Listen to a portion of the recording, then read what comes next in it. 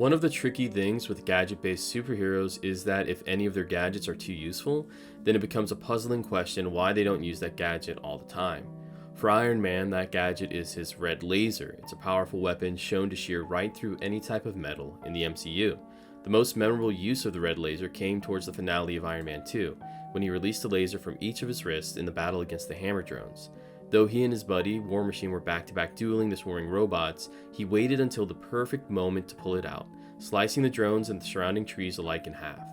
When Rhodey wondered why Tony Stark didn't lead with that weapon, Tony just gave a shrug and said, "It's a one-off." The gadget does seem to have limited use thereafter, often used only to just wield through stuff or cut through metal as a tool rather than as a weapon.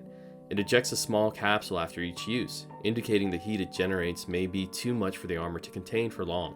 It could very well use a finite fuel source. The suit does not have an unlimited supply of either, but Stark does hone the technology further in later movies. When it is used in both Avengers and Avengers Age of Ultron, it no longer releases the capsule, a subtle detail hinting at its constant improvements to the armor's design.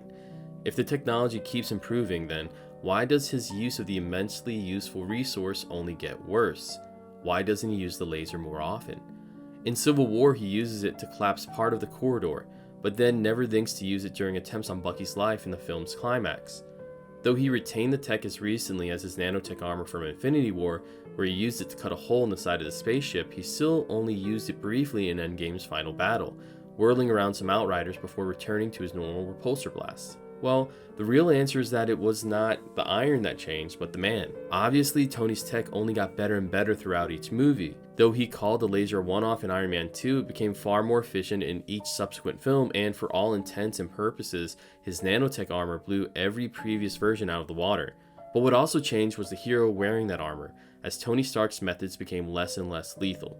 In Iron Man, he did not hesitate to take out a cell of terrorists and blow up tanks. Even in Iron Man 3, he proved willing to use lethal force when it was the only means of stopping Killian and his crew, but over the course of the Avengers movies, his tech becomes far more geared towards non-lethal options. And it seems even the lethal options he retained, he was far less willing to utilize. And that's probably the simplest answer as to why Tony Stark in Iron Man just never got around to using that red laser more often than not. It was really powerful, it was always really awesome to see on the screen, but, it pretty much guaranteed that whoever it was aimed at would die. And that's something that Tony Stark just couldn't live with at a certain point.